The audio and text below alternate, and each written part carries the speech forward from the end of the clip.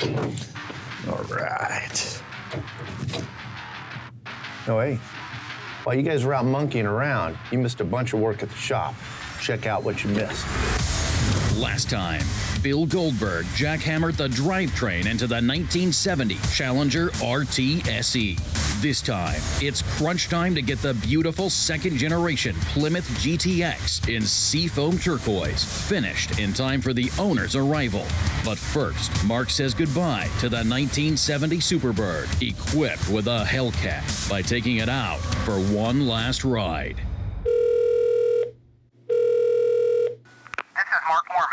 Leave your name and message, and I'll get back with you. Morning, Goldberg. Crap box rolled over, kicked in pile of monkey dung, huh? I think I just figured out who's next.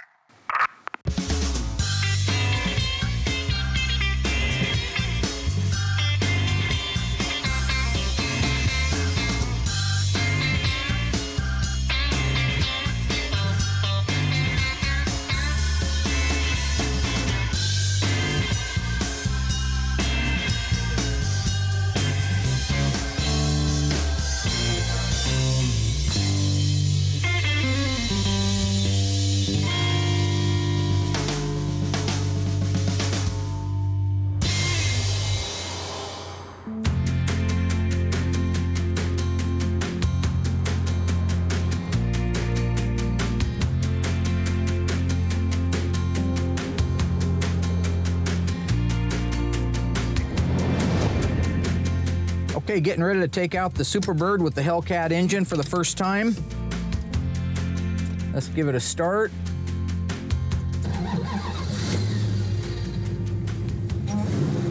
Sounds good.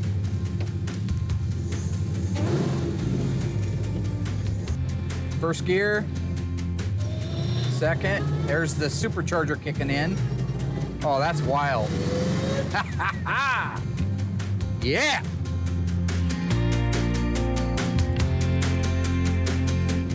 Transmission, Silver Sport, 6-speed Tremec, feels great. Brakes feel good. Engine's idling nice.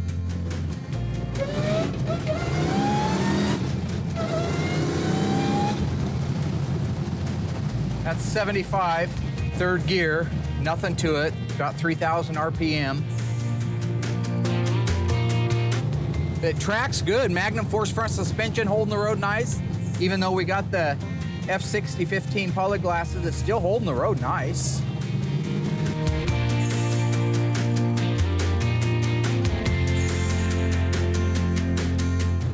I have no doubt that this thing would bury the speedometer at 150 with no troubles at all. Woo! What a handful. Good Lord. Here we go. Third gear, 70. Jeez. Boy, if I knew more about it, I'd feel better going faster. But I mean, it goes up to 70 so fast, your head, you have to be on this car all the time. You hear that, Rob Ross? You have to be watching this all the time. This thing will get away from you, man. I'm not kidding even a little bit. It's got a 354 Dana in there we got from Mosier. It's a reproduction, a real close reproduction to the original 354 Dana. It's a hook and book, man, hook and book.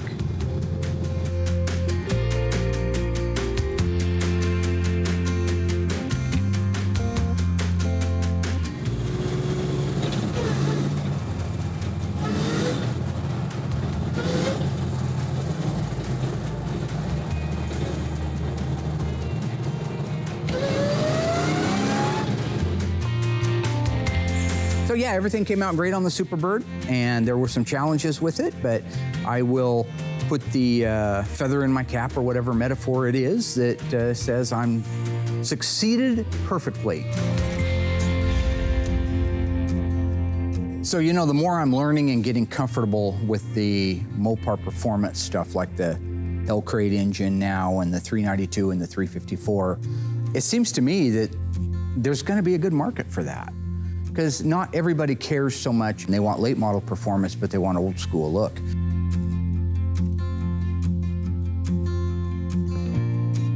For me, maintaining the OEM appearance of a car is because that's kind of the heart of what I do. I wouldn't be the purist that I am if I said, well, let's throw, you know, great big wheels on it and some funky graphics and some weird spoiler or something. I mean, because my heart lies in the OEM, and I've dedicated my whole life to bringing cars back or maintaining cars in their OEM condition, original equipment manufacturing condition. I like at least a tip of the hat to be the outside of the car looks OE. It looks like a 70 Superbird. You wouldn't know unless you got close that it had a 707 horsepower Hellcat engine in it.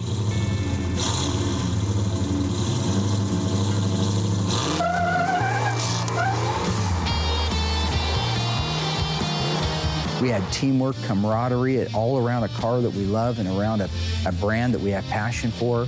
Because that's Mopar and that's OE and that's Graveyard Carz.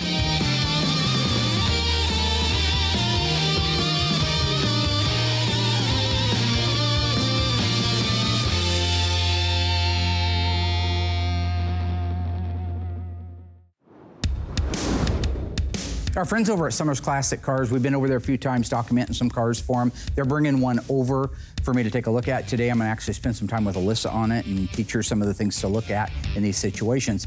Before they do, I've got just a window of opportunity to go down and work with George on the 71 Cuda. This is our convertible 343 speed car, plum crazy with a white interior. Really neat car, but we have some hurdles ahead of us with those quarter panels being it's a convertible car. He's been working on it for quite a while. I think so far you've done floors, rear step wells, under seat pan, aprons. Did you do frame rails in the front? Yeah, even did the front frame rails. So, you know, it was just one of those cars that, being a convertible, it got wet inside. And when they get wet inside, that takes a lot of metal out. So it's still a good, solid, original car, a lot of good stuff on it. But yeah, it's had some panels, had a little bit of surgery done to it. Show them what's going on here with the convertible. What makes the convertible a little bit different than the hardtop? The hardtop, the quarters carry up in an angle about this way. The convertible is just a straight, flat line. There is a lot more available aftermarket. Like AMD does a beautiful job. They make almost everything that you can imagine, but they're not gonna go to the trouble of making a convertible quarter panel specific to a convertible when there just aren't that many of them out there. So what we have to do is we have to take and modify an OEM full panel, which for the most part is exactly the same as a convertible style quarter panel, except where the roof begins. Let's face it, we don't have a roof on a convertible. So we have to find that point where we trim it through what they call the sail panel area. So my answer is get it the rest of the way off of there, all the way down, take it out, take this whole thing off, do not damage it, don't bend it. We need the original length and shape of it because we may end up using it either again or as a template. This is my first convertible, so I'm nervous. I do not want to make a mistake. So I have to take it off as careful as possible so I can reuse it if I have to, and if not, I can use it as a template on the new quarter, and I'm praying that everything goes back together just right.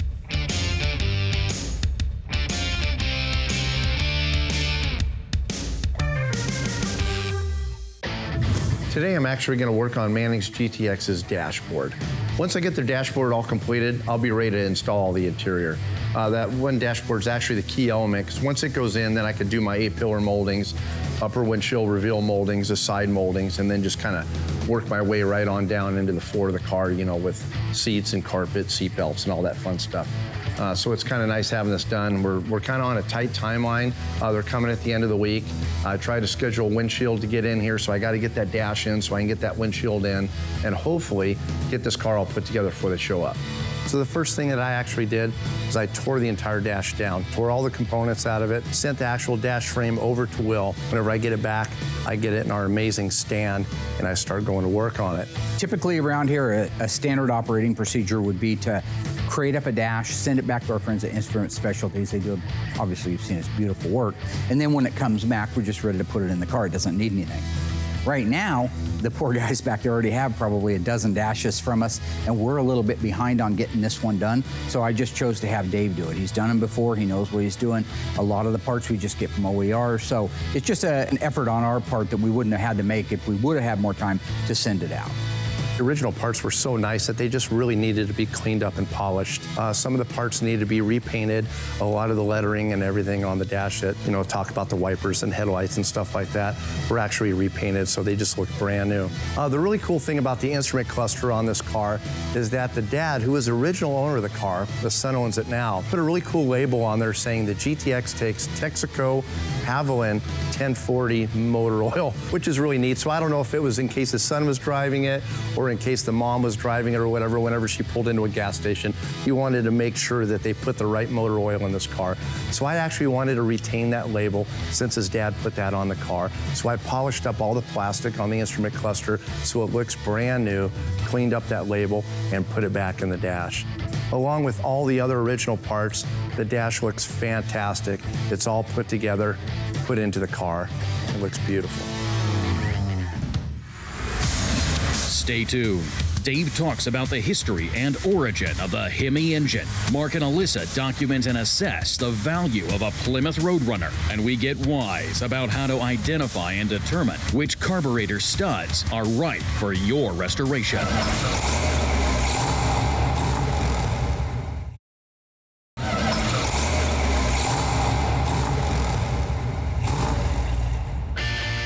The Hemi engine has been around a lot longer than you might think.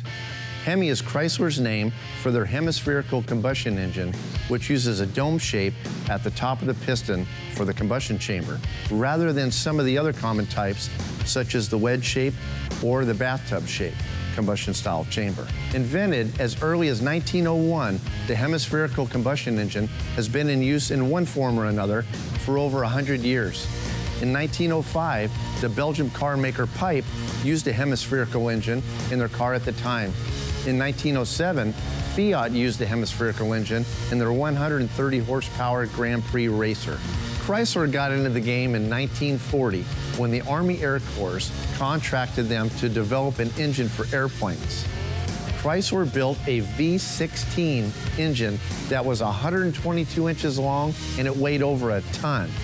They called it the XIV 2220, and it featured two V8 banks, a single overhead camshaft, a turbocharger, and a supercharger. The engine took so long to build that most of the planes interested in using it had to move on to other engines. Finally, in July of 1945, the engine had its first test flight in a P-47 Thunderbolt test plane, and it blew away the 500-mile-per-hour record. Twice.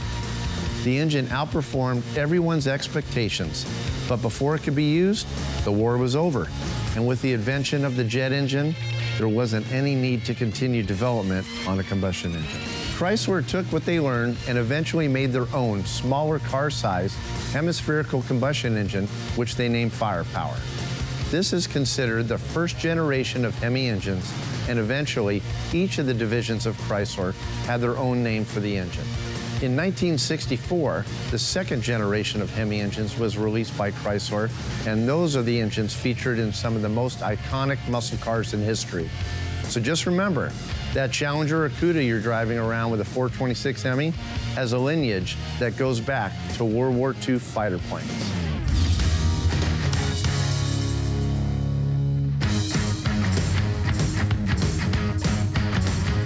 So right now, I'm getting ready to get the first coat of color going on a Mente's car. The Mente's car is going B7. It's the first time we've done a B7 car here.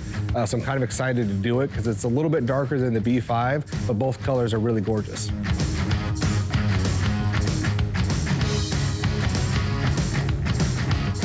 This is a popular color, so PPG's got this one just dialed down. So I order my 3 gallons, they send it to me, I mix it up, do a quick spray out to make sure that it looks good, and then we're spraying.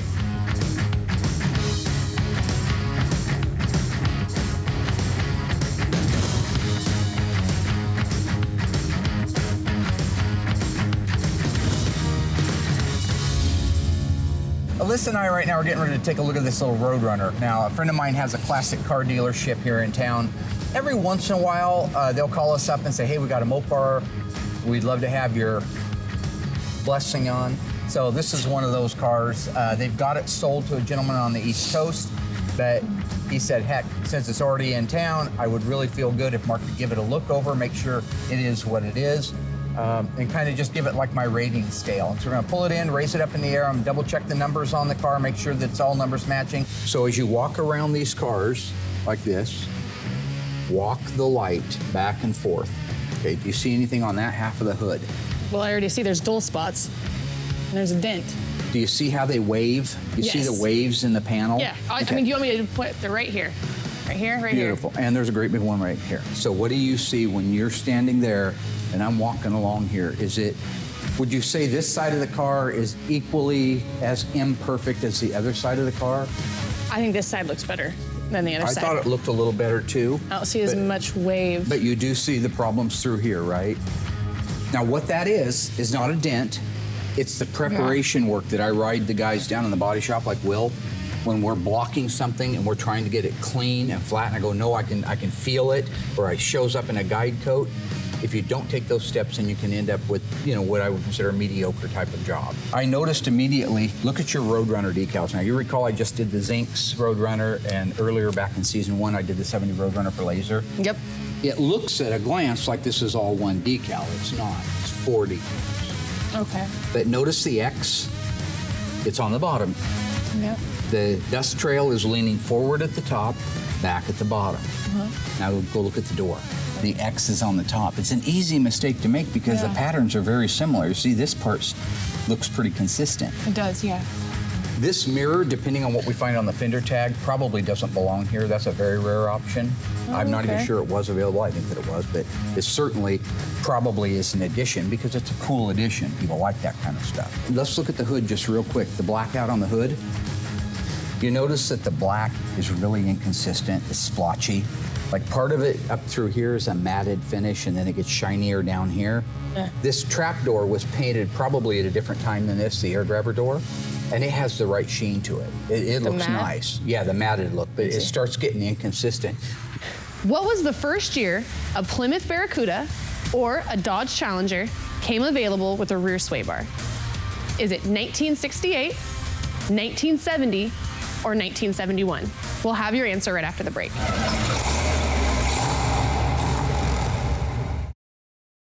Okay, so what'd you guys think? Did you guys think it was 1971? Because I got bad news for you. It was 1970. The rear sway bar wasn't introduced until 1970, and it became standard. Yeah, she struggles with this right here. What are you doing? It came standard in the TA. I think I hit my mark. Why are you here?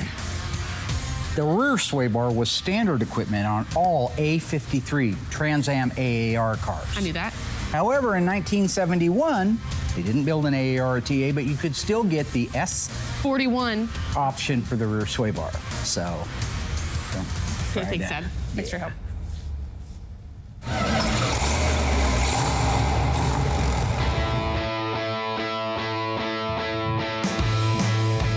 Now that I got the dashboard all rebuilt and installed in the GTX, I'm gonna go ahead and tackle those seats. I got them all rebuilt. Of course, Larry recovered them for us, did a fantastic job, so they're about ready to go.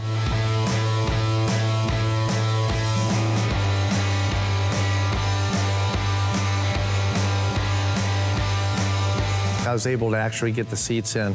Driver's side gave me a little bit of trouble, but I proved it wrong and I got it in.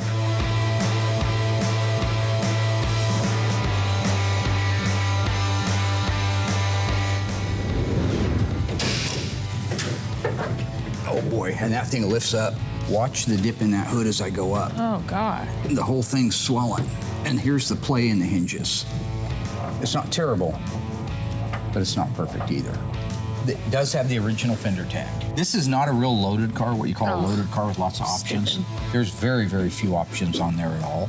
Okay. Most of the stuff is standard equipment for the most part. But if you start on the left-hand lower corner, that's your E63. It's a 383. We know that. D21 means it's the 4-speed. RM23 means it's a Roadrunner 2-door hardtop. You could have got a 2-door post or a 2-door convertible in 1970. This is a 23, which means a 2-door hardtop. The N, the 0, and the E means it's a 383 HP engine. 0 means it was made in 1970, and E means it was a Los Angeles built car. You go up to the next line, EF8. That's our dark green. That's our, I believe it's called Ivy Green. Next to that, the H2F8. That is your bench seat, is what the H2 stands for, Okay. and the F8 is the color. So it is a bench seat. A lot of people convert those out, put buckets in them later, but this is cool to see because that's original. It should have stayed in there, and I like that. The other EF8 right here is the upper door frame paint. Now, the A15, that's the alphanumeric code for the scheduled production date, when it was scheduled to be built. Okay. That's always a 3-digit number. It can never be a 4-digit number. 9 being the last single digit to represent a month. The next month was the 10th month. That would have Okay. put too many digits there. So they represented the 10th month with an A, Okay. the 11th month with a B, and the 12th month with a C. Okay. So what would you say the scheduled production date of this car is? A. So that's going to be the 10th month, Which is? October, and then 15th? Yep.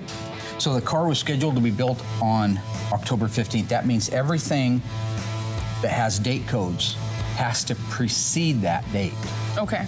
This is the shipping order number right here. Go up again, EF8 green. That just means that it does not have a vinyl top. If it did, it would have the code for vinyl top right there. So this is right. It's true that it is not a vinyl top. This is a G33 mirror right here. You notice the shape of it's not a racing mirror. It's a pedestal style mirror that goes right there. The one that you see on the passenger side was an available option if you had G31, but this car isn't a G31. You don't see it on there anywhere.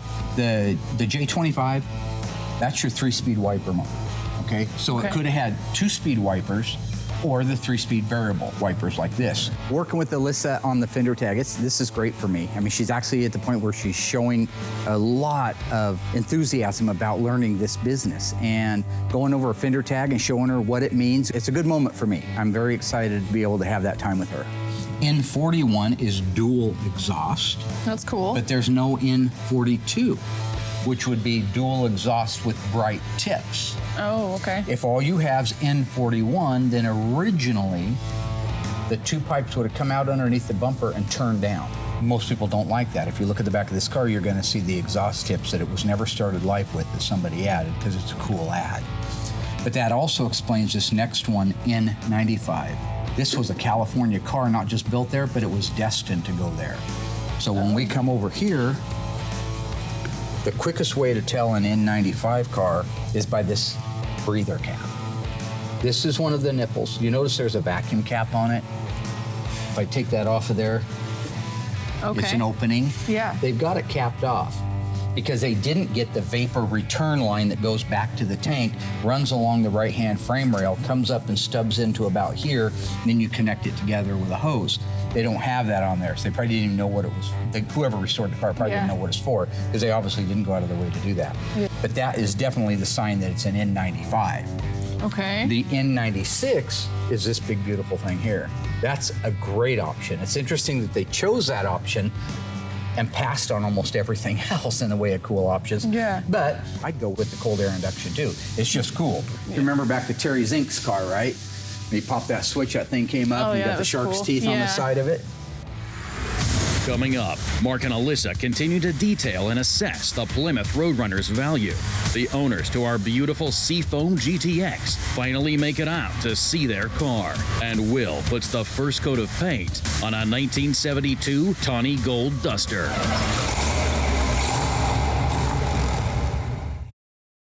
This latch should be a yellow chromate, not painted with green paint. The weather strips, they look good.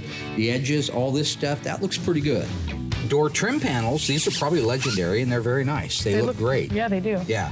So if you take a look here, like the instrumentation, the rally instrument, you'll notice how the chrome's nice and shiny. It's in good shape. The black's nice.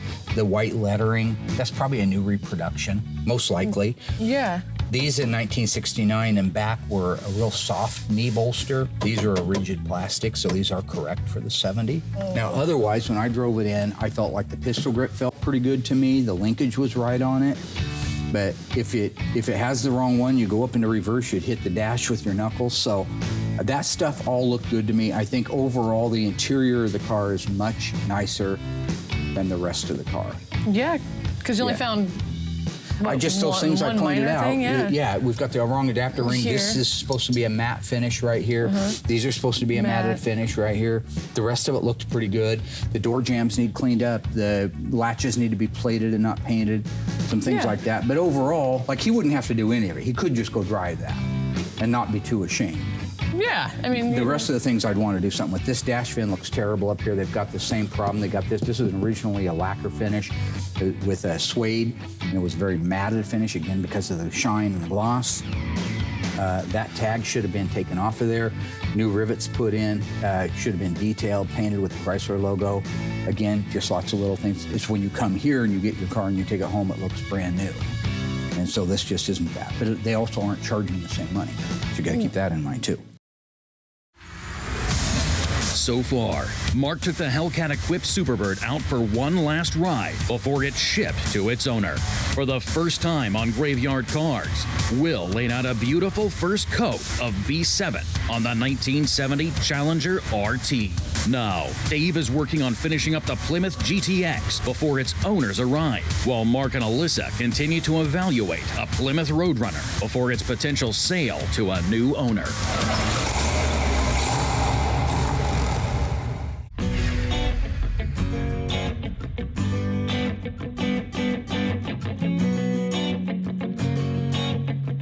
Now, you've seen a lot of suspensions built out here, yes. right? You see this right here? That's not supposed to be gray primer. That's supposed to be a natural finish. These are supposed to be natural finish. These are natural with a cosmoline look to them on the end, dipped all the way up to the ball joint. Those were just gray primered. Same with the... Yeah, the sway bar, that's all just wrong. These should have been new ones put on, or at least sanded and painted. All of that needs to be redone, every square inch of it. That suspension needs to come out, needs to be rebuilt and detailed correctly. That is not a rotisserie restoration. If it was 25 years ago, so it doesn't matter anymore anyway. Okay, let's go towards the middle of the car. So right now inside the booth, we have our 1972 Plymouth Duster. This is the first A-body that we've done on the show. Kind of exciting to do. It goes a nice HY9 tawny gold. Oh, God, where's my coffee? Do I have a coffee assistant? There you go, my friend. Oh, thank you. That's my boy. He's good for stuff like that, coffee. So anyways, Mark wanted the pre-paint done in a single stage. That's got bad news written all over it. I've never done a single stage metallic. So it may come a little blotchy, a little streaky, I don't know, I haven't done it before, but I'm gonna do the best that I can to get it laid down and see how the car looks when I get it wrapped up. Thanks, George, that's good. Single stage is pretty easy. When it's metallic, becomes a problem. Because when you're doing it in base clear, you can do cross patterns and whatnot to lay out the metallic evenly. You can't do it with this. When you spray it, it's like clear in the car. I mean, it's all in one shot. Basically, I'm just gonna kind of pray it looks halfway decent, because Mark's gonna give me even though it's a pre-paint if it doesn't look perfect. Okay, so on the 4-speed, these are the correct levers. That's why it shifts well. That's why everything hit like it's supposed to. If you get the wrong levers or the wrong geometry, things don't shift like they're supposed to. This stuff's all correct. It needs detailed. Okay. They've done some kind of a Zolatone or something to the bottom, but this isn't undercoating. See how thin it is? Oh, yeah. It's some kind of a texture spray. So the car should have been really undercoated with a petroleum-based undercoating. It does use the correct 7290 large U joint, so that's good. Let's see if it's a 489 or 742 case. Oh, 741 case, so that's great. Is it a shear gripper? Yeah, it looks to me like it's probably had a trunk floor put in it. Trunk floor extensions. How long ago do you think the restoration was? Because it's older, 10 or 20 years ago, wow, probably. Really? I would guess, yeah. See that up in there? Look way up inside that wheelhouse. You see how thick that stuff is? It almost looks like undercoating. Yeah. It was undercoating. That was the original factory undercoating up in there. Then they blasted it or sandblasted or did something. They didn't get all that out of there. But it was supposed to be even thicker than that from the factory. So I do think that the wheelhouses are probably original inner and outer, although it may have had a small piece somewhere. I don't see it. Yeah. Yeah, it had a little piece put in there. It's had some work done to it. It's okay. Did they have 10 or 20 years ago have these replacement parts? Not all of them. Sometimes you had to get used stuff back in the days. That up there definitely looks to me to be like an original spot weld, original geometry. That's good. The rails.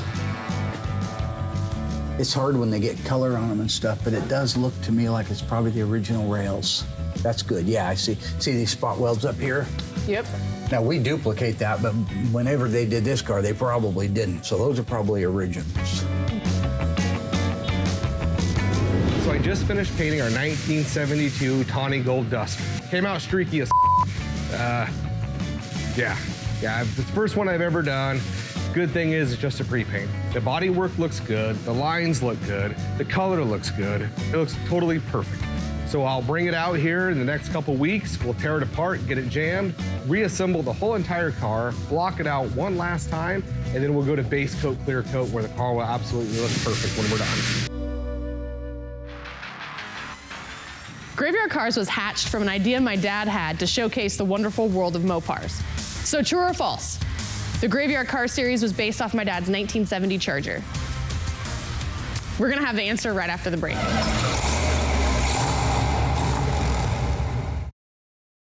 Okay guys, we're back. So what'd you think? Was it my dad's 1970 Charger that started the show? No, it wasn't. It was the 1971 Phantom Cuda, and you all know that because we followed it for like 8 years, 8 seasons. So, yep. Okay.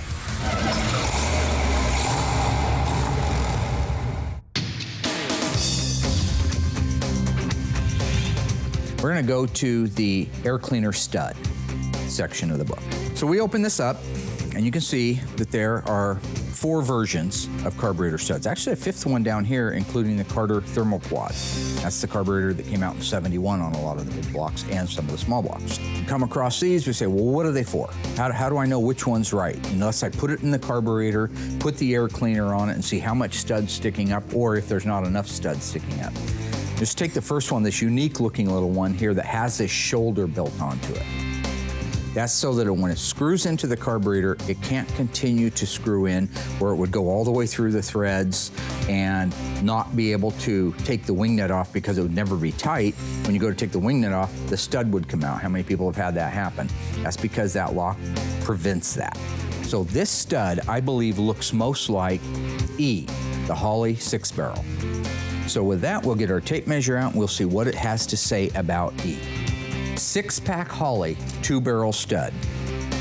According to this, 2 of them are required, and that's true. If you go out and look at our 446-pack engines, you'll see that there is a wing nut at the back and a wing nut at the front. They both go to 2 carburetor studs.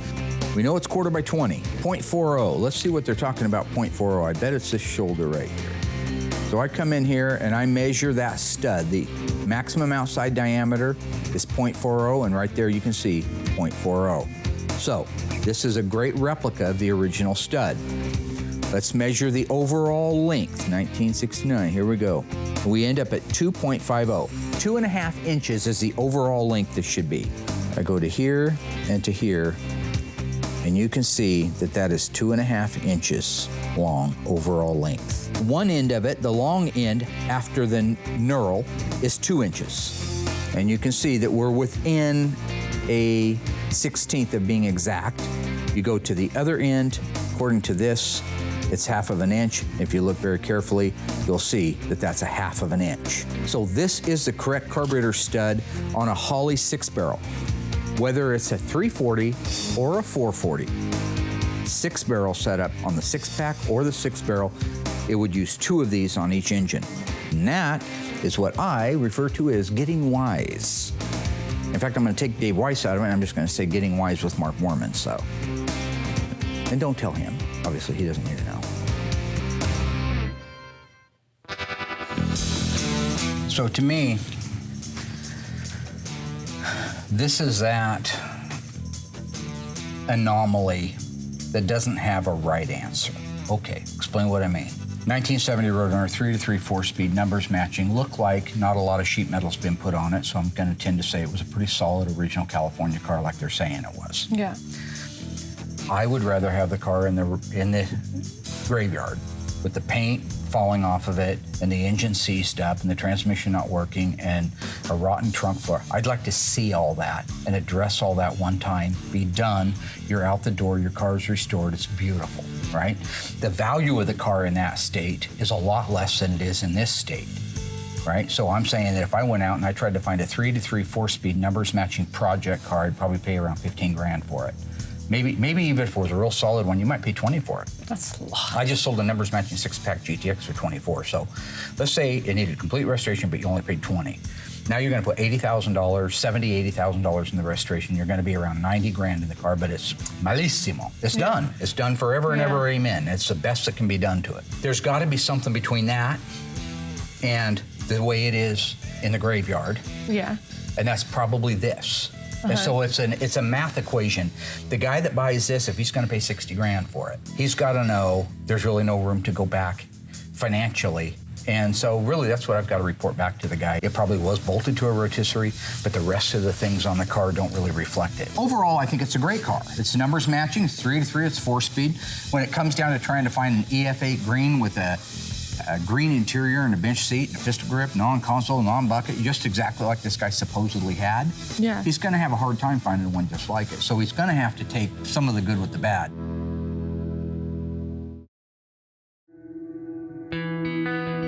So lo and behold, the Mangs are showing up. It's D-Day, we're right down to the wire, no windshield.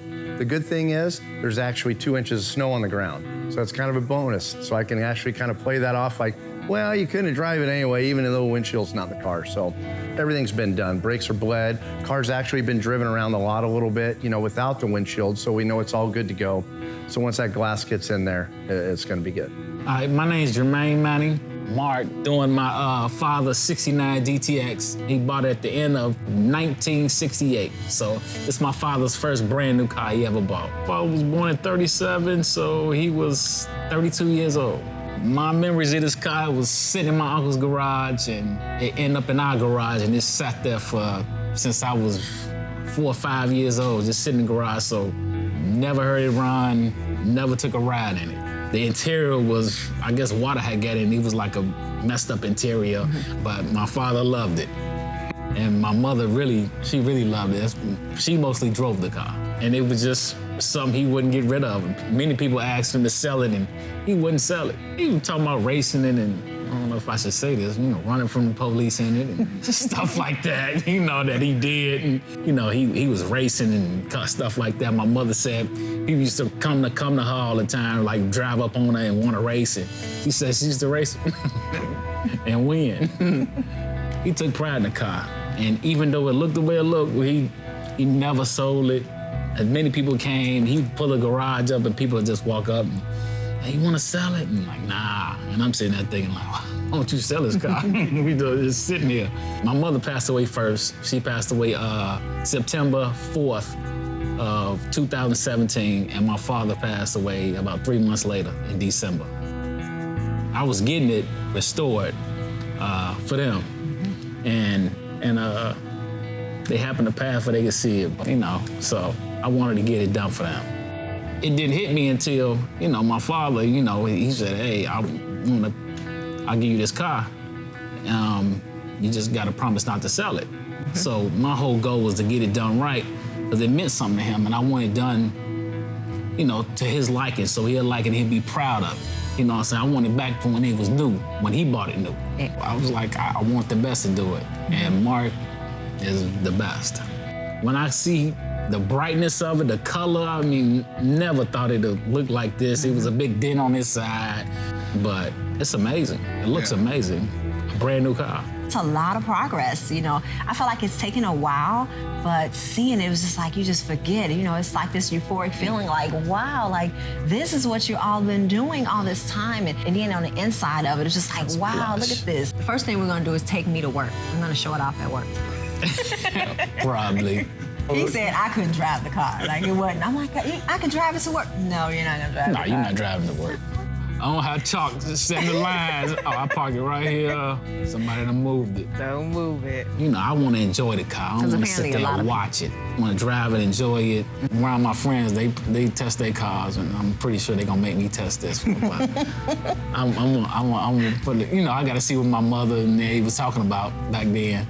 You know how fast it was, and I'm gonna test it. Scare her a little bit. Make her take her seatbelt off and then ride.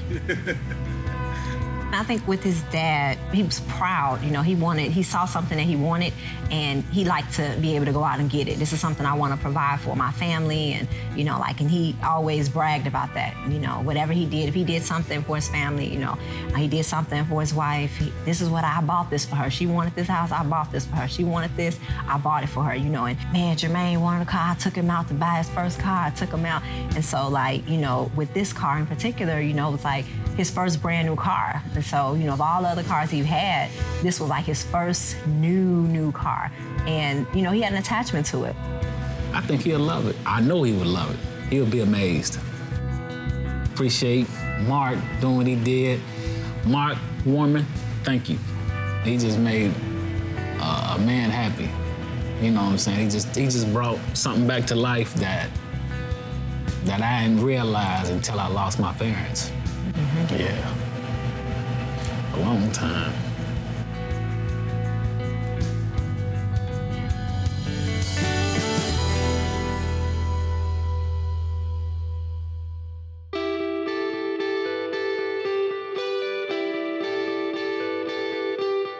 Hey, how's it going, boss? I got Manning's 69 GTX, that beautiful Q5 car. You're done? Yeah, done. That mirror that you gave me, I got the passenger side mirror installed. Great. Kind of went over it real quick and hoping you can go out and do some driving on it. I would be happy to do that right now. Yeah, Mark seemed to like the car. You know, he's been watching me build it, you know, all this time, but the real, you know, catch is going to be when he actually gets in it and drives it.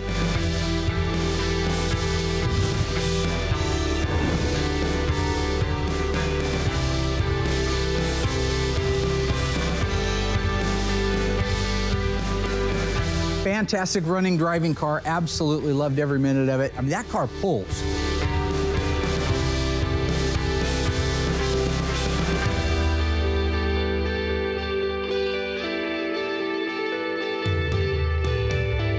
Drove it around, put about 10 miles on the car, pulled hard, went out and did some final driving footage, which was really cool, up over my old stomping ground, South 4th Street. One of my favorite hills because you can really get going. SPD isn't watching that, but yeah, you can get up to 100 miles an hour pretty easy going over there.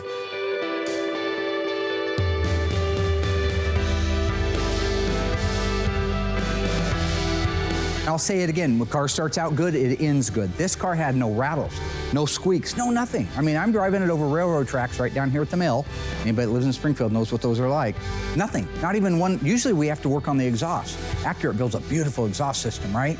But if we install it and we don't put it exactly within 1/4 of an inch of where it's supposed to go, it can bang against things. So we usually bring it back and we readjust it. Nothing. So good job, Graveyard Carz. So overall, I think we had a really productive week at Graveyard Carz. We did. It was a good week. Very nice. What was your favorite thing this week? The most favorite thing you did all week long?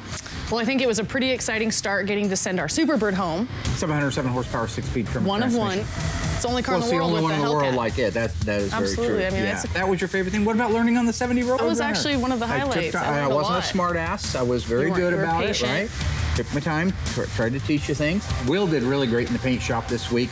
Actually, this is one of those weeks where the body and the paint is a bit more rewarding than the mechanical into things because it's not to say they didn't do anything, but Will got the initial paint done on both cars. Dave did great over in the assembly shop. He got the final touches on our super cool 1969.